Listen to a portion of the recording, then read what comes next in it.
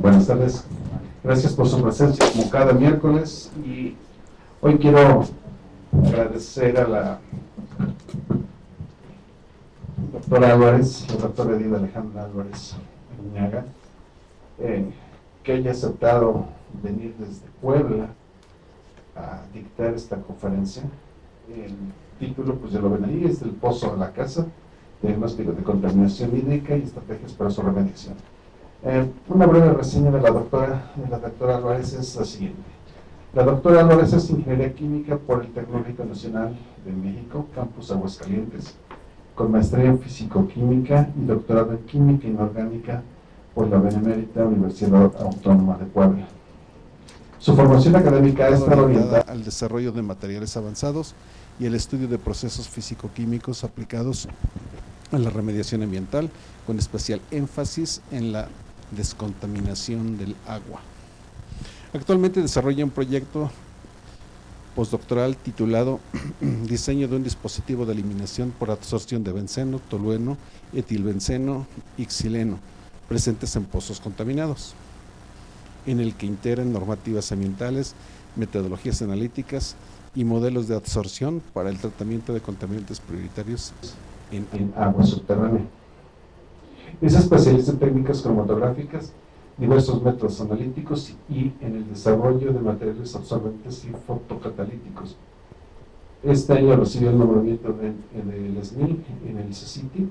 Su producción académica incluye artículos de investigación en revistas indexadas de alto impacto, participación en congresos nacionales e internacionales, actividades docentes en la Universidad de las Américas, la Universidad de las Américas, Puebla, y la UAP. Una solicitud para reivindicar un procedimiento ante la Oficina Europea de Patentes, así como la formación y acompañamiento de estudiantes de licenciatura y posgrado en proyectos multidisciplinarios. Su interés de investigación abarca la intersección entre la química, la ingeniería y la sostenibilidad, con un enfoque en la economía circular y el diseño de sistemas innovadores y eficientes para el tratamiento de agua. Doctora, le agradezco nuevamente la atención por haber hecho el esfuerzo de estar aquí con nosotros y platicarnos parte de esta conferencia. Le agradezco. Gracias. Gracias, doctor, por la amable invitación. Sean bienvenidos a esta charla, les agradezco mucho su presencia. El día de hoy, como ya les mencionó el doctor Daniel, les voy a compartir un poquito de los resultados que he obtenido en mi estancia postdoctoral. Decidí titular la charla, ¿me escuchan bien? Del pozo a la casa, diagnóstico de contaminación hídrica y estrategias para su remediación. Les menciono que estoy realizando mi estancia postdoctoral en la Benemérita Universidad Autónoma de Puebla, en el Laboratorio de Absorción y Cromatografía.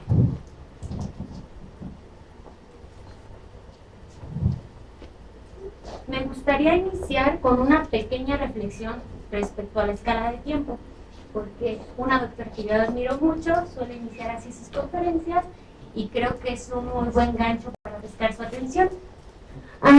El universo se sabe que fue creado hace 13.800 millones de años.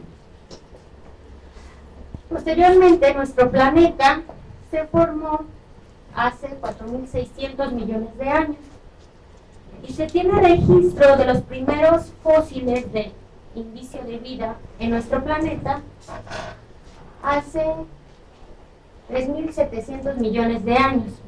Se cree que en estos años de diferencia la vida comenzó y se extinguió hasta que tuvimos las condiciones idóneas para ir evolucionando.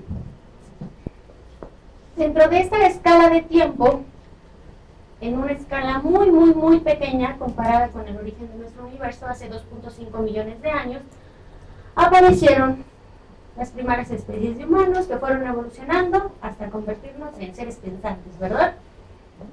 Y en esta escala de tiempo, hace nada, menos de 3 siglos, 275 años apenas, iniciamos con todas nuestras actividades de la revolución industrial.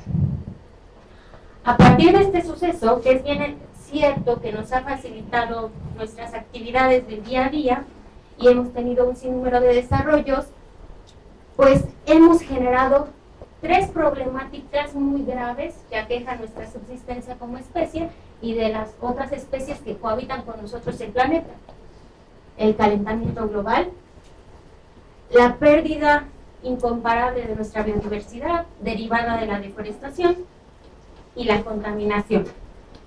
Entonces, el día de hoy me voy a enfocar en esta problemática y para eso decidí estructurar la charla en los siguientes contenidos. Voy a iniciar con una introducción breve, seguida por una descripción de la zona de estudio en donde estoy trabajando, hago un trabajo de campo.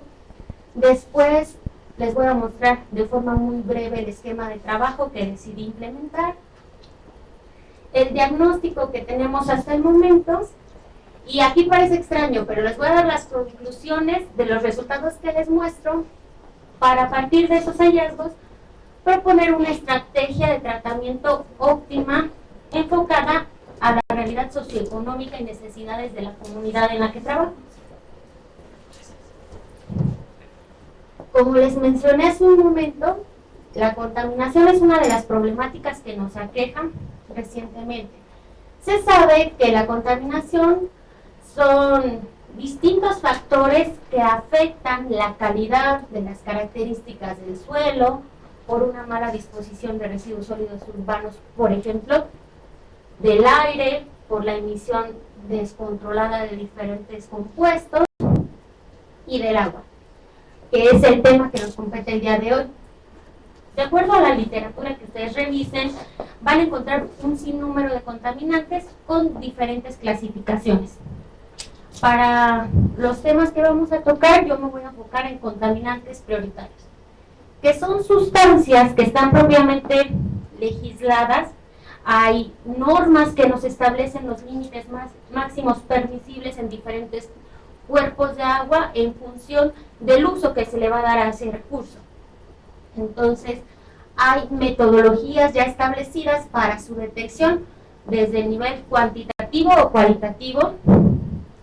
Se conoce muy bien los efectos que puede ocasionar en el medio ambiente, a nosotros como humanos, a nuestra salud, y en la medida de lo posible hay una trazabilidad seguible acerca del destino que tienen este tipo de compuestos en el ambiente desde su fuente de origen. Y a la fecha, un tema muy importante que sigue siendo de interés es el estudio de la transformación que pueden sufrir estas sustancias en función del ecosistema en donde estén presentes y las condiciones ambientales a las que estén expuestas. Entonces, a la fecha, este es un tema de estudio que sigue vigente y siempre es importante porque en función de los productos de transformación que se puedan llegar a identificar, sería pertinente elegir un método de tratamiento adecuado que nos garantice la eliminación tanto del contaminante prioritario identificado como de sus posibles productos de transformación. Y con esta información poder revisar la legislación y ver qué áreas de oportunidad tenemos para garantizar agua potable de calidad. Entonces, a grandes rasgos ya describimos la problemática de contaminación del agua y nos vamos a enfocar un poquito más al tema de estudio, que es el agua potable. Ya les mencioné que nuestro recurso se enfrenta a una crisis por escasez, sobreexplotación y contaminación. Si nos enfocamos al agua potable, que es el agua entubada que llega a nuestros hogares, pues también hay diferentes problemáticas, ¿no? La principal referente a la red hídrica de distribución es el deterioro del sistema de tuberías.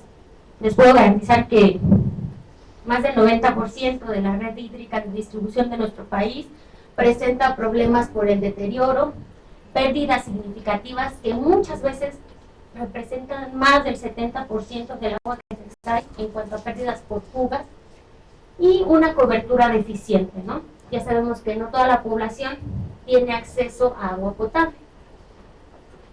Una vez que somos afortunados y tenemos agua potable en nuestros hogares o a nuestra disposición, si el agua no cumple con las características de calidad necesarias, podremos observar diferentes problemas de salud pública.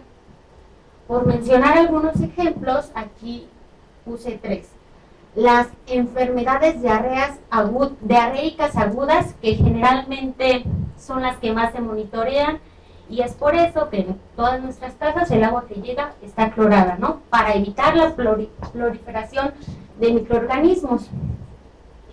En México también tenemos zonas que presentan una problemática grave de hipoarsenismo crónico regional endémico, que es una enfermedad asociada al continuo contacto de agua contaminada con arsénico. Generalmente en la zona de la comarca lagunera se puede y está bien documentado este tipo de enfermedades asociadas por agua contaminada con arsénico.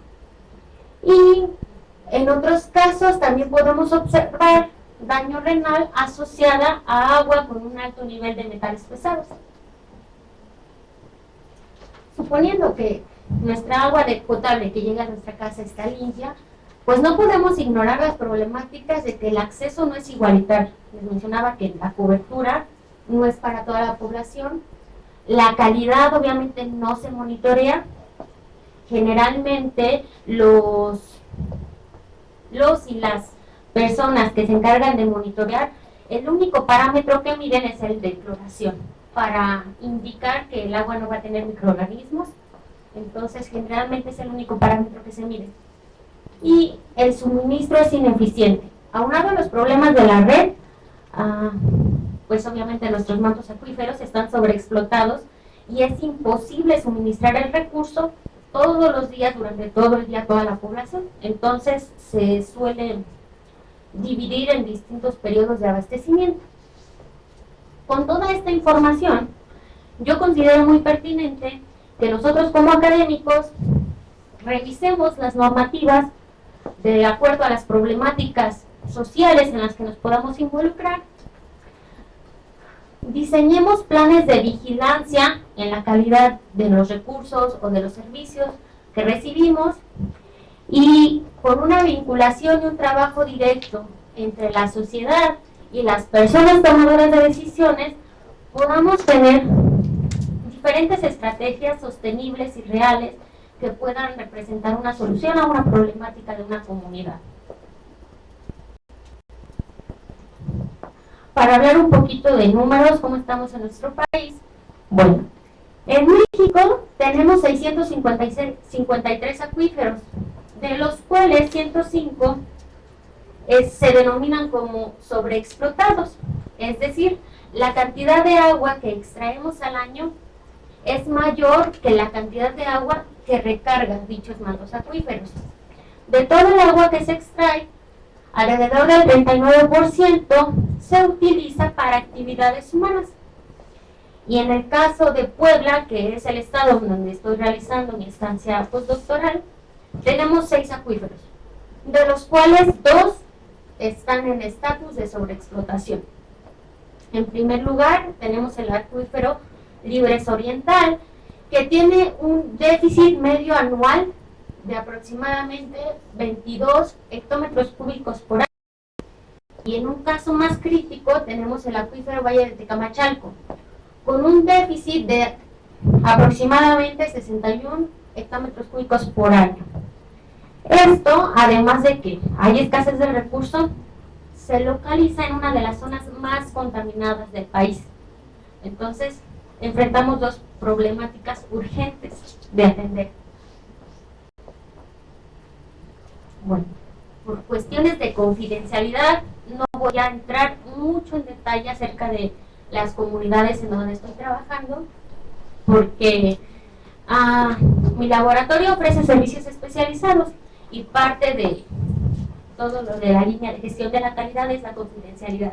Entonces, vemos a nuestra comunidad también como parte de nuestros clientes, y si no tenemos autorización de ellos no puedo compartir toda la información, pero sí les puedo compartir que la zona de estudio se localiza en el Valle de Tecamachalco. Ya les dije que es uno de los acuíferos más vulnerados del estado.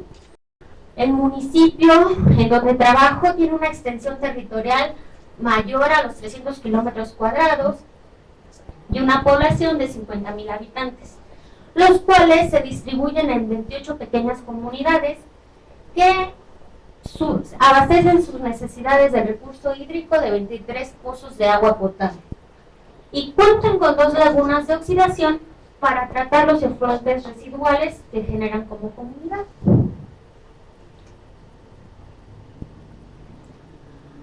Para contextualizar y poder dar una solución más atinada y más adecuada a la realidad de la población, pues es importante conocer sus actividades económicas. En este caso, el municipio tiene 4 actividades económicas principales. La primera es la agricultura, en donde destaca el cultivo de maíz, alfalfa, trigo, frijol y algunas hortalizas. También tienen actividades ganaderas, en donde destacan la compra y venta y crianza de ganado bovino, porcino y ovino. Y dentro de sus servicios tienen algunas tiendas pequeñas de conveniencia, algunos mercados muy pequeñitos y la oferta de algunos servicios, ¿no? Otra industria importante, otra actividad económica, importante, es los servicios de transporte, logística y carga. Es una zona altamente transitada por vehículos que transportan diferentes mercancías. Y me parece importante mencionar, aunque no es propiamente una actividad económica, que esta zona también se caracteriza por una alta densidad de ductos petroleros. Entonces, es una realidad, es una situación importante de atender, porque ya sabemos que cuando no hay un buen mantenimiento de la tubería de transporte de hidrocarburos, hay crisis ambientales, ¿no? Entonces, para irnos acercando a la comunidad, hacer un diagnóstico y proponer diferentes soluciones, se planteó este esquema de trabajo general. En primer lugar, hacer un diagnóstico ambiental y social, donde a partir de diferentes acercamientos con el gobierno del municipio, las personas representantes de cada localidad, se pudo tener un diagnóstico de cuáles eran las principales problemáticas que ellos como pobladores de esa zona experimentaban. También al lado de sus actividades económicas, para conocer qué tan dispuestos estarían ellos a recibir las soluciones que nosotros les pudiéramos proponer, ¿no? Con esta información nos pusimos a trabajar en el desarrollo analítico de diversas metodologías para considerar los muestreos que íbamos a realizar, el transporte de dichas muestras y el almacenamiento. Además de que por la naturaleza de lo que habíamos observado, pues concluimos que íbamos a monitorear de forma constante y como prioridad 2 parámetros importantes que ya están regulados por las normas oficiales mexicanas: el contenido de metales y metaloides y el contenido de compuestos orgánicos volátiles. Entonces, para eso, en el laboratorio donde trabajo, nos pusimos a desarrollar los diferentes métodos analíticos que cumplieran con los parámetros que estipulan la normatividad y que tuvieran unos límites de detección y de cuantificación aceptables y comparables con otras metodologías que se utilizan a nivel mundial. Para esto me gustaría compartirles que nuestra herramienta de trabajo principal es la cromatografía, tanto cromatografía de líquidos como cromatografía de gases. Tenemos una variedad de sistemas o de instrumentos amplia con diferentes detectores. Por mencionar algunos, en la línea de cromatografía de líquidos tenemos detector de longitud de onda variable, detector de arreglo de diodos, detector de espectrometría de masas de triple cuadrupolo de tubo de tiempo de vuelo, que parece un trabalenguas. Y para la vertiente de gases tenemos un detector igual, un espectrómetro de masas triple Q-TOF y otro cromatógrafo más pequeñito con detector de ionización por flama. Entonces, con esos 2 equipos, básicamente, hicimos la mayoría del diagnóstico, y para la cuantificación de metales colaboramos con un laboratorio en el Tecnológico de Aguascalientes y se realizó por ICP. Posteriormente, seguimos con todas nuestras actividades de gestión y muestreo para recolectar la muestra, transportarlas, almacenarlas y analizarlas. Las muestras de agua fueron analizadas y con toda la información que logramos recabar, concluimos que la técnica que es pertinente para remover este tipo de contaminantes que encontramos y que se adecúa a la realidad económica y social de la población, pues es la absorción.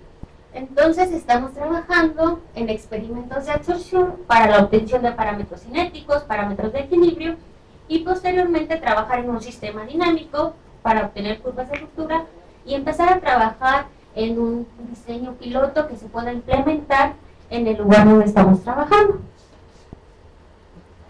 La segunda etapa de trabajo, pues obviamente es la optimización experimental de los experimentos de absorción, la simulación para hacer el escalamiento, la construcción y puesta en marcha del prototipo, la implementación en la comunidad para evaluar el nivel de aceptación de los pobladores hacia la tecnología propuesta, hacer las conclusiones pertinentes y las comunicaciones derivadas para dar a conocer el trabajo, ¿no?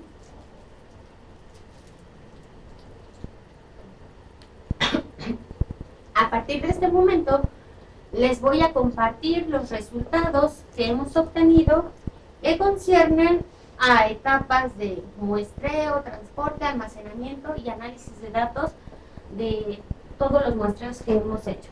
De forma muy general, muestreamos trimestralmente los 23 pozos de agua potable de la comunidad y algunas veces, en casos muy particulares, visitamos diferentes zonas para muestrear pozos de riego porque por los hallazgos que hemos hecho, algunos de los contaminantes que hemos identificado, pues sí están regulados para el uso de agua de riego en agricultura, de cultivos muy específicos, ¿no?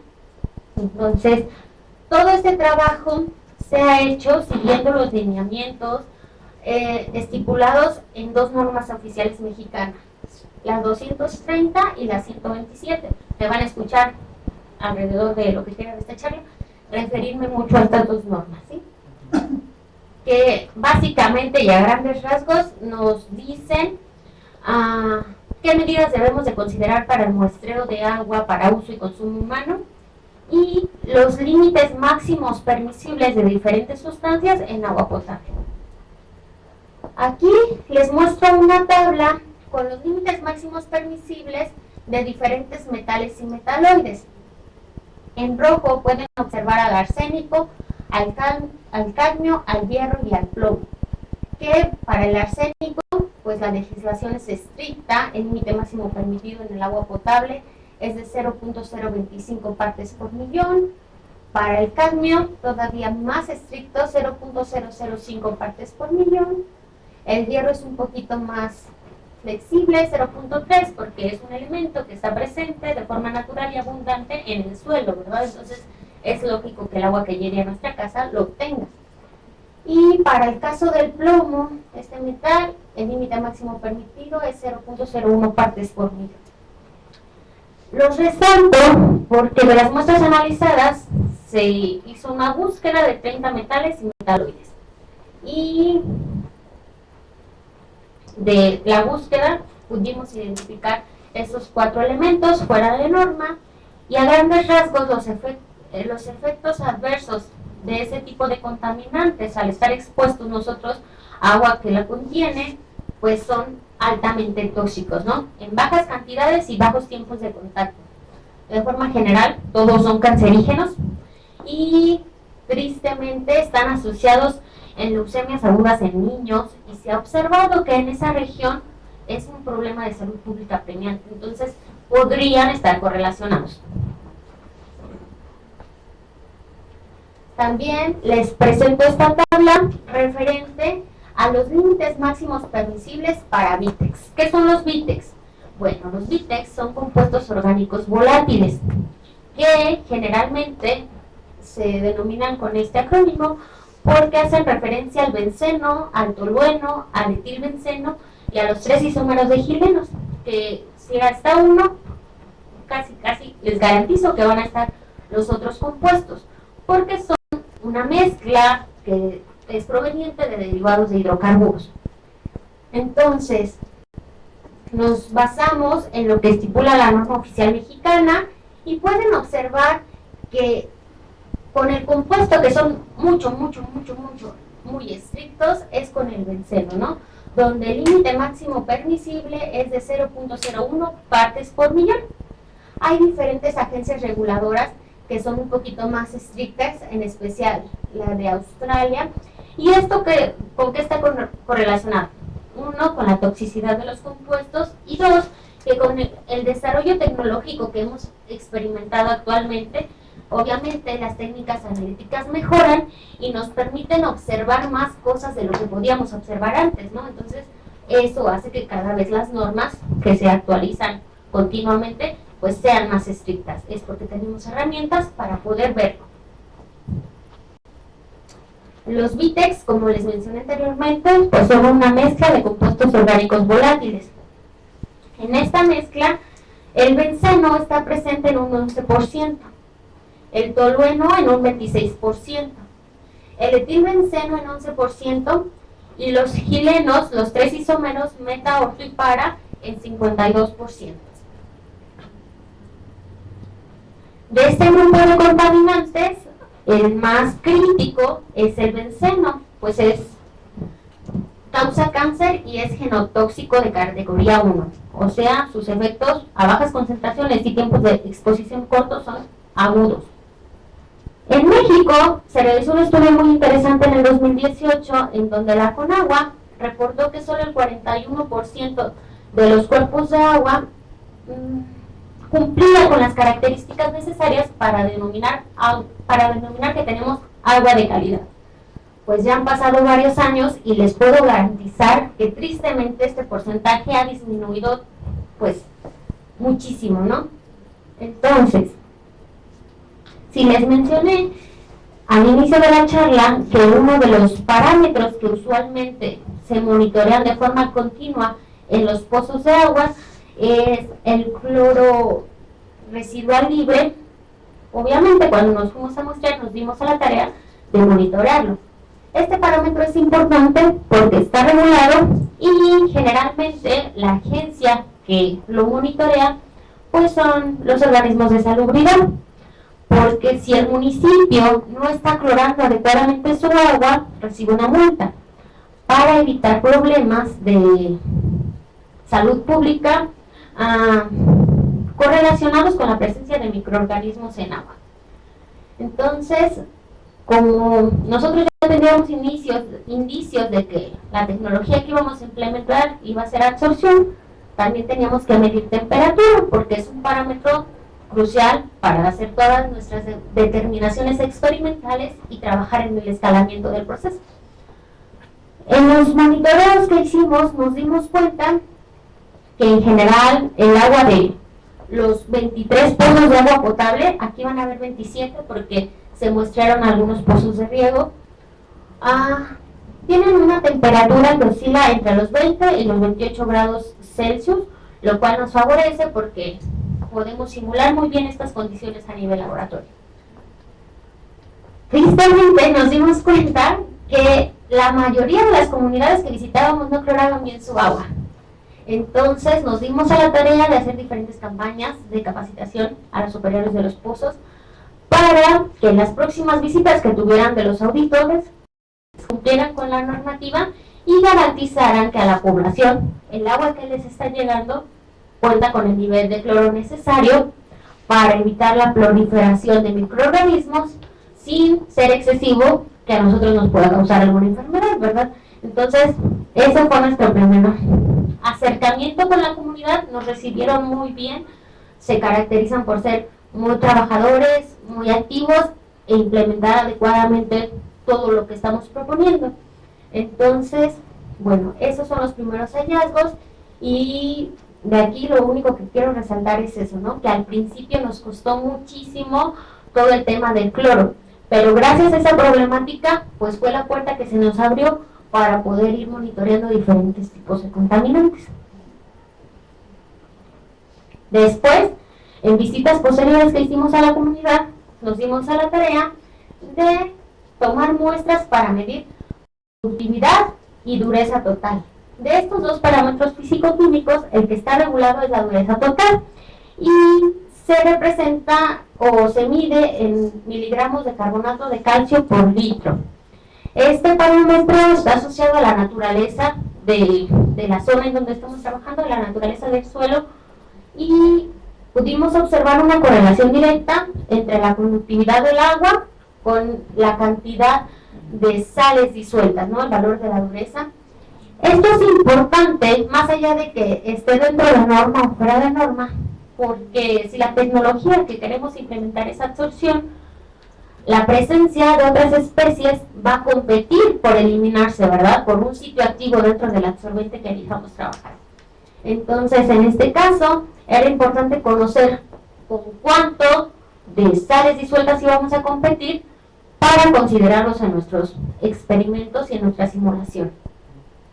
Nos dimos cuenta que más del 50% de los pozos sobrepasan el límite máximo permisible de dureza total, que es 500 miligramos por litro. Esto, como les dije, es normal, es por la naturaleza del suelo.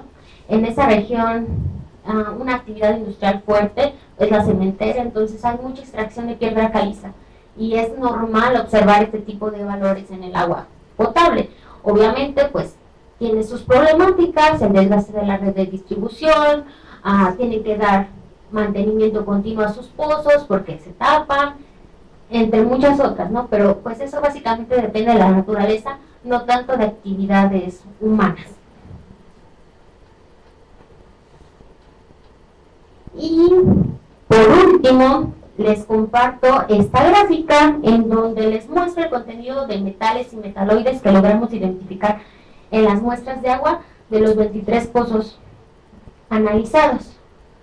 Observamos que dos cosas importantes. La primera, en época de sequías, todos los pozos presentaron contaminación por compuestos orgánicos volátiles. Todos, de riego, de agua potable. Y en segunda, todos los pozos que analizamos presentaron contaminación por plomo. ¿En qué medida? Están en el límite máximo permisible la mayoría.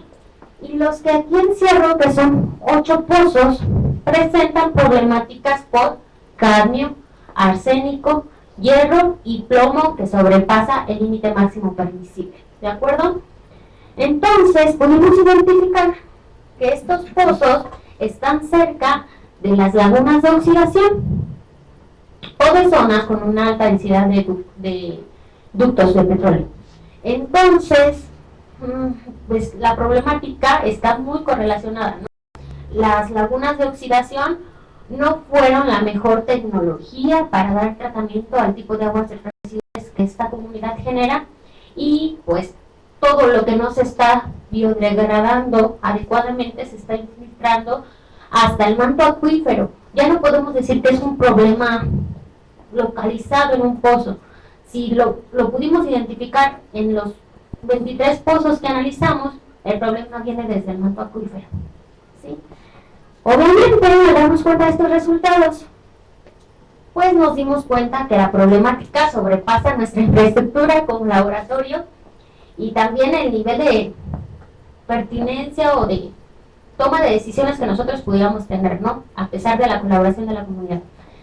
Afortunadamente, las personas que son tomadoras de decisiones en la región están muy abiertas a implementar diferentes medidas de tratamiento, pero hasta este punto las conclusiones a las que llegamos es que menos del 10% de los pozos inspeccionados cuenta con cloración operativa y cumplen con la normativa.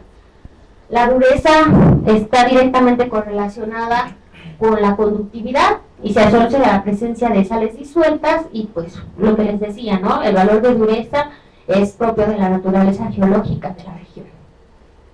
Entonces, con estos hallazgos que obtuvimos, nos dimos la tarea de modificar un poco la estrategia. Nosotros pensábamos ir a una sola casa, ir a implementar nuestro sistema, pero ya con todo esto, pues son más de 12.500 usuarios de agua potable y muchos otros que no están registrados y directamente extraen su agua de pozos artesanales. Entonces, nos dimos cuenta que con esta época de lluvias, la problemática minoró un poquito y nos da una ventana de tiempo importante para implementar una solución efectiva. De forma, como una solución en el corto plazo, Lo que hemos planteado es un filtro doméstico. Yo sé que la palabra filtro no es adecuada para el proceso por el cual se va a llevar a cabo la descontaminación del agua, pero es un nombre que la gente asocia bien y están dispuestos a implementar. Ya se han tenido charlas con la comunidad y están de acuerdo, ¿no? Estos filtros o estos sistemas de absorción están diseñados o se está trabajando para que sean muy económicos, regenerables, y que el método para la regeneración del absorbente del cartucho sea fácil de implementar en el hogar. Se propone que el cartucho esté empacado con carbón comercial, que a nivel mundial se ha probado que es el mejor absorbente para este tipo de contaminantes. Es importante eso, ¿no? Identificar la problemática y que la solución sea pertinente. Y que este carbón esté mezclado con alguna herramienta natural que aporte pues resistencia mecánica y además nos permita hacer un intercambio iónico de los metales que están en el agua. Hasta ahorita esta es nuestra propuesta. Hemos hecho mucho hincapié que esta no es la solución, porque si el problema está tan extendido, la solución debe de ser en cada uno de los pozos, ¿verdad? A lo mejor un sistema de tratamiento ya más grande que un simple filtro doméstico. Pero para evitar que la comunidad se vulnere más, pues representa una buena alternativa. Les debo mencionar que la comunidad en donde se identificó todas estas problemáticas, muchos de los pobladores toman el agua directamente de la llave, entonces es muy grave la situación.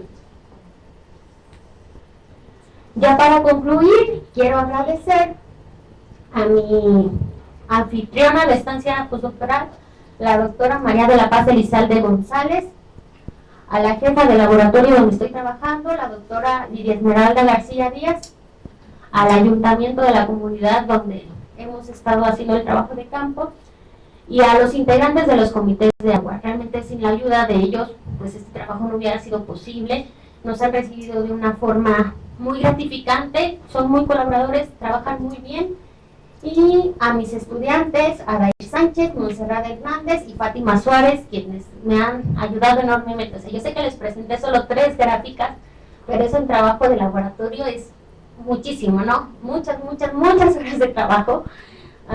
Y a todos los integrantes del cuerpo académico Investigaciones Interdisciplinarias en Ciencia de Materiales, quienes en nuestros coloquios semanales han ido abonando a que este trabajo mejore y se aterrice un poquito más, especialmente a los integrantes del laboratorio de absorción y cromatografía, que también en semanas de muestreo, pues sin su apoyo no se podría lograr los resultados que hemos obtenido. A Carbotecnia, que es una empresa que se dedica a la venta y preparación de absorbentes carbonáceos a nivel industrial, quienes nos han dado diferentes muestras de carbón, para hacer nuestras pruebas de absorción. Les repito, como el problema se extendió tanto, la infraestructura del laboratorio no da para producir las cantidades de carbón que se requieren, ¿no? Y finalmente a la CECITI por darme la beca y para poder hacer esta investigación. Sí, tenemos que comer, ¿verdad? Finalmente, ya como comercial, me permito compartirles las líneas de investigación del cuerpo receptor que me ha acogido en esta estancia, las cuales son cromatografía de absorción, métodos para la eliminación de contaminantes, tanto métodos físico-químicos como métodos biológicos, la preparación, modificación de zeolitas, carbones, óxidos metálicos y MOFs, armazones metalorgánicos, el estudio y aplicación de compuestos con actividad biológica y el desarrollo de sensores. Finalmente, pues les comparto una foto de nuestro grupo de trabajo. El laboratorio de absorción está liderado por la doctora Elizalde, la doctora Esmeralda, y tenemos el apoyo técnico de la doctora María del Rayo. Tengo otro compañero de estancia postdoctoral, el doctor Eric, y tenemos muchos compañeros de doctorado, maestría y los chiquitos de licenciatura. Entonces, les dije que hacemos servicios especializados de cromatografía, Les dejo este QR con un enlace al catálogo por si dentro de sus líneas requieren algún análisis. Aquí pueden consultar.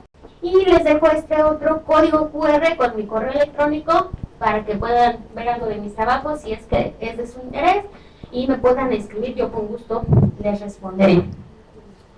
Para concluir, me gusta mucho esta frase: el agua asegura salud, desarrollo y legitimidad. Los hallazgos nos muestran un problema, pero también una oportunidad para implementar soluciones sostenibles en nuestro país. Les agradezco su atención y espero gustosas sus preguntas y comentarios.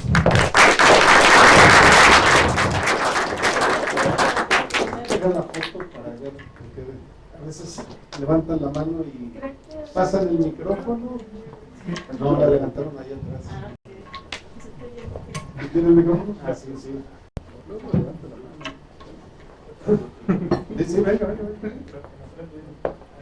Bueno, muchas gracias por la plática. Si bien nos habló de normativa, quisiera saber si considera viable que haya una reformación con cuestión a normas, que podamos bajar los límites como mencionó los tiene Australia, y si México tendría las estrategias y la infraestructura para que sea viable esto. Ay, es una pregunta compleja. Para ser honesta, no creo que en el futuro cercano se haga un cambio a las normativas. Por ejemplo, la 127, la última modificación que tuvo fue en 2021 y no se había modificado, creo, no soy ambiental ni experta en legislación, en 1996. Entonces, ¿cuántos años tuvieron que pasar para que se hiciera un cambio? Y desde mi experiencia o lo que he podido observar, algunos parámetros sí, en lugar te quedas pensando de verdad, sí es para una mejora. Sobre todo hay un parámetro para qué etapas de tratamiento debe de tener una planta potabilizadora, ¿no? Y mencionan que ya es obligatorio, si hay ciertas condiciones, que llegue una etapa de fluoración. Cuando en México, al menos en el centro del país, el problema por exceso de flúor en agua potable es una cosa terrible. Entonces, un cambio en la legislación no creo que haya, al menos en un futuro cercano. Y si contamos con la infraestructura, yo creo que sí. Yo creo que hay grandes centros en el país que cuentan con herramientas muy novedosas para desarrollar metodologías sencillas, ¿no? Y que sean fácilmente reproducibles con buenos niveles de cuantificación, de detección. Entonces, en ese sentido yo creo que sí. Yo creo que podemos desarrollar metodologías que se apeguen a lo que establecen agencias reguladoras estrictas. Gracias.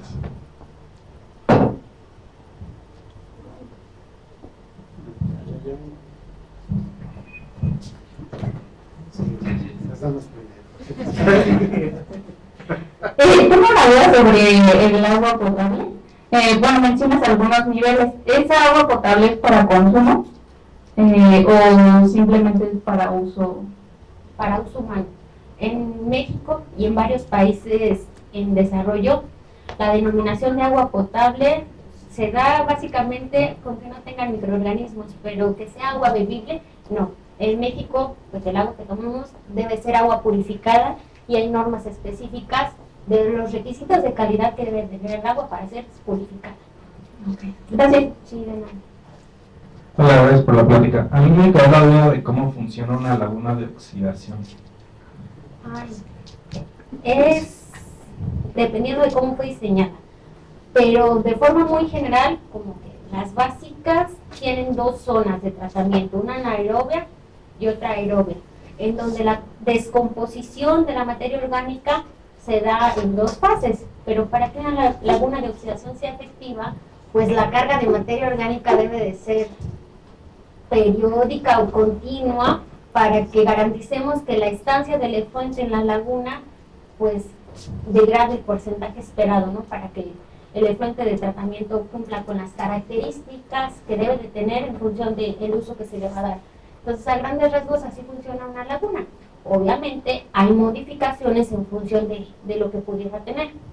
En el caso de la comunidad, yo creo que no funciona correctamente porque el efluente que llega no es solamente tiene materia orgánica, tiene un alto contenido de metales, disolventes, pesticidas, y pues básicamente la biodegradación pasa a segundo término, y más que tratamiento pues funciona como un caldo de cultivo del desarrollo de un montón de problemáticas, ¿no? Ok, muchas gracias. Sí, de nada. Buenas tardes, muy interesante la plática. Tenía una pregunta. Cuando mostró que hizo los muestreos a los diferentes pozos, también venía la temperatura. Me llamó la atención que dijo que es un parámetro muy importante. Entonces quisiera saber cómo afecta que esté más, para que tenga una mayor o menor temperatura el agua de los pozos en sus simulaciones. Okay. Cuando haces estudios de absorción, es importante mantener constante la temperatura. En la parte cinética es importante porque ya sabemos que la constante de velocidad está directamente afectada con un cambio de la temperatura, ¿no? Tengo entendido que una variación de más o menos 10 grados Celsius te afecta el orden de la constante de velocidad. Entonces, en primera, por eso. Y en segunda, porque para los estudios de equilibrio se deben de realizar isotermas de absorción a una temperatura constante, y pues también es importante mencionar que la absorción puede tener dos vertientes, fisisorción o quimisorción. En el caso de la estrategia que estamos planteando es una fisisorción, o sea, una absorción física donde no hay la formación de enlaces. El absorbente se puede volver a regenerar por un método de tratamiento sencillo. Entonces, para que la fisisorción se vea favorecida, la temperatura en cuanto más baja sea, mejor. Ok, muchas gracias. Sí, de nada. Buenas tardes. ¿Se le notificó a la autoridad correspondiente de dichos pozos que no estaban dentro de la norma mexicana? Sí. ¿Hubo consecuencias respecto a ello? Sí.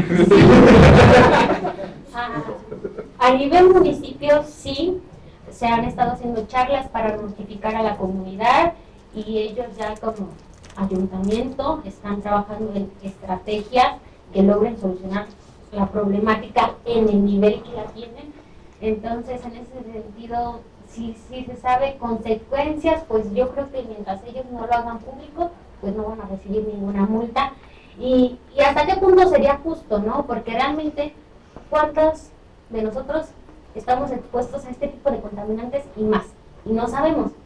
Porque no son parámetros que continuamente se verifiquen, más que cuando hay una necesidad específica, y generalmente quien lo hace pues es industria privada, dentro de toda su gestoría de permisos para diferentes actividades, ¿no? Pero realmente a nivel social o como usuario, difícilmente se va a llevar a cabo un estudio como este. Muchas gracias. Sí, de nada. Bueno, yo quería hacer como pregunta de cuál sería una alternativa para la laguna de oxidación que cumpla con los procesos para que se purifique adecuadamente el agua. A ver, para ese caso en específico, yo soy muy de la idea ferviente que no es necesario tener todo de todo para solucionar algo. Entonces, en primer lugar, para dar una respuesta atinada, yo propondría muestrear en la laguna, ver todos los compuestos que tiene, porque esta es agua de pozo, ¿no? Que si tú ves, no huele a nada, se ve limpia. Pero el agua de la laguna, pues al menos tú estás a unos 2 kilómetros de distancia y tiene un olor muy fuerte. Entonces, dependiendo de las características que tenga, sería el nivel de etapas en una planta de tratamiento. Yo creo que ahí sí es necesaria una planta de tratamiento con sistemas de tratamiento primarios básicos, cribado y exclusión por tamaño, y dependiendo de si tiene un alto contenido de metales y a lo mejor de compuestos orgánicos sintéticos, pues el tratamiento biológico se descartaría, y yo optaría más a lo mejor por un lote de sedimentación y posteriormente ya métodos de tratamiento terceros ad hoc a lo que se encuentre de contaminantes no biodegradables. Muchas gracias. Sí, de nada.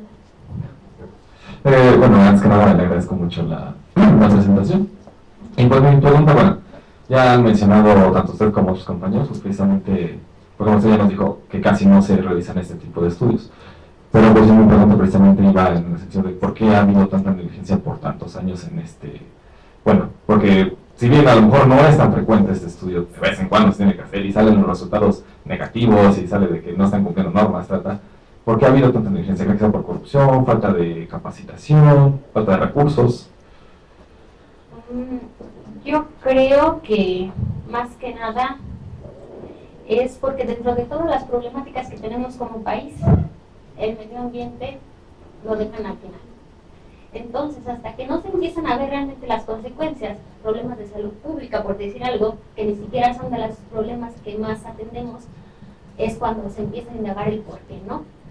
Entonces, yo creo que es por eso que hasta ahora se ha dado toda esta boom, si queremos llamarlo, de monitoreos, y también creo que tiene que ver un poquito de que ahora se atiendan más con toda esta perspectiva que está teniendo la Secretaría, ¿no? De que se apoyaban primero proyectos de ciencia de frontera, después ciencia básica, ciencia aplicada, ciencia de frontera, y ahorita está muy fuerte esto de la pertinencia social.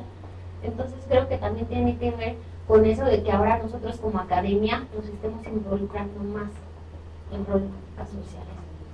Y pues que no sean continuamente monitoreadas es porque no dudo que sí haya laboratorios con infraestructura, pero desde mi experiencia en estas técnicas de cromatografía sí es muy difícil, la verdad, la manipulación de las muestras y el desarrollo de metodologías, sobre todo reproducibles.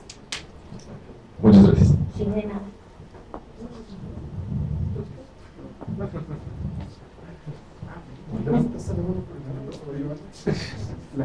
Buenas tardes, muy gracias por la charla.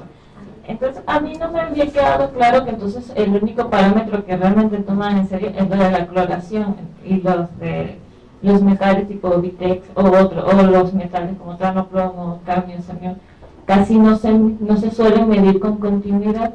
Entonces, ¿cree usted que existe alguna estrategia para que se pueda hacer esas mediciones a gran escala, por ejemplo, en todo el país y no solo esa investigación que ustedes están haciendo de manera puntual en la comunidad? Yo creo que sí. Ahorita con la iniciativa, perdón que hable tanto de esto, pero es como de lo que más estoy familiarizada por el proyecto, la iniciativa de la Secretaría. Yo he visto que hay diferentes laboratorios nacionales para atender problemáticas sociales muy puntuales, ¿no? Entonces, vi que está el Laboratorio Nacional del Agua.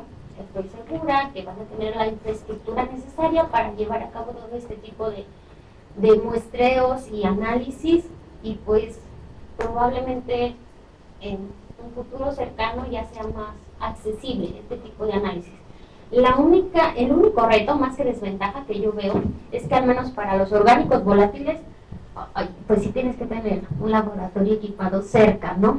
Por lo difícil que es el tratamiento, el transporte y almacenamiento. Se tienen que analizar en máximo 7 días. Y bueno, se los comparto, al menos de mi experiencia en el laboratorio, que la verdad está súper bien equipado. Pues en el análisis de una sola muestra me lleva 2 horas. 2 horas por muestra. Imagínense, fueron 23 pozos, ¿no? Por triplicado. Y entre muestra y muestra se inyecta una muestra de limpieza para que no se vaya a quedar algo en tu sistema. Entonces eso a nivel operativo son horas ininterrumpidas de trabajo. Para una comunidad chiquita, porque son 50,000 habitantes, entonces ese es el reto que yo veo. Entonces, ¿usted tendría como sugerencia que deberían haber más laboratorios o lugares de análisis a lo largo del país? Ay, o sea, en un mundo ideal sí, pero es que esos equipos son muy caros, muy, muy caros. Y la operación del instrumento como tal no es sencilla. Y ¿qué más te podría decir al respecto de eso?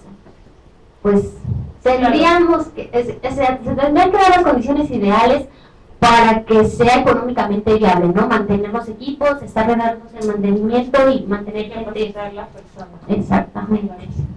Gracias. Y de nada. ¿Qué tal? Buenas tardes a todos. Disculpe preguntar, bajo su experiencia y con bueno, la temporada de lluvias que estuvo tan fuerte en estos últimos meses, ¿qué tan cerca, qué tan lejos nos hemos acercado o alejado del día cero como tal en México? Ay, no, ya estamos. Ya, o sea, eso sí es una realidad, ya no hay aguas.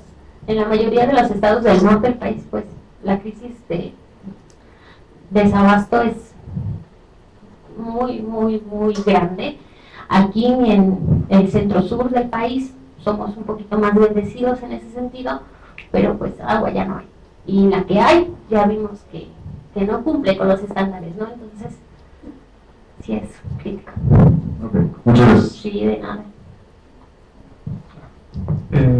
Gracias por la plática. Bueno, antes que nada, yo le quisiera comentar que pues, me parece una labor muy loable. Me recuerda mucho al caso de las PIFAS, cuando se vieron estos casos de cáncer en Estados Unidos, como dice, hasta que se vieron los efectos, hubo personas muertas, se empezó a buscar el porqué y entonces se llegó a esa sustancia, ¿no? Y pues me parece bueno que se empiece a investigar esto para prevenir. También me pone un poco triste el hecho de que tal vez en unos años podríamos ver los efectos y recordar con tristeza que hubo alguien que alzó la mano, que dijo y que nadie le hizo caso, ¿no? Como casi siempre sucede.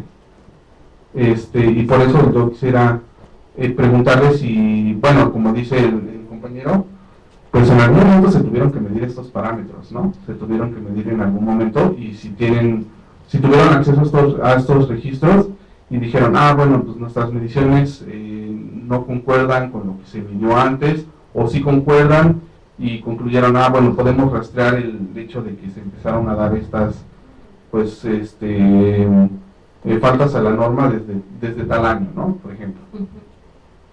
Bueno, en ese sentido, no creo que antes ya se haya tenido conciencia de la problemática que tenían. Más bien el acercamiento ahí fue un poquito, porque sí se sabía de un pozo, uno solo contaminado, ¿no? En donde ya tenían problemas por el olor, el aspecto del agua. Entonces de ahí el acercamiento a nuestro laboratorio de analizarles el agua. Y ya que vimos que tenía, nuestro acercamiento de decir, ¿qué podemos hacer para solucionarlo? Pensando que era solo un pozo en una comunidad chiquita. Ya de esa colaboración, pues nos dimos cuenta del nivel del problema y es que se están tomando cartas en el asunto. No creo que antes tuvieran conciencia de lo que tenía el agua que llega a sus casas, y la verdad me alegra la disposición de la población, porque yo creo que sin eso no sería posible ni siquiera plantear alguna solución. La disposición que tienen para implementar este tipo de soluciones. La verdad, yo, de la oportunidad que he tenido de convivir con la gente, sí veo que tenían años así, pero su queja principal era de que no nos llega el agua, no nos llega el agua, no nos llega el agua. Entonces no quitaban el dedo del renglón. Y me pude dar cuenta que es eso, ¿no? El interés de la gente, no quitar el dedo del renglón, estar ahí constantes. Entonces, yo creo, fervientemente, soy optimista de que al menos en esta problemática sí se le va a dar seguimiento, sí se van a implementar medidas, y espero que de corazón que se le dé mantenimiento, ¿no? Para que sea sostenible en el largo plazo. Gracias. Sí, de nada.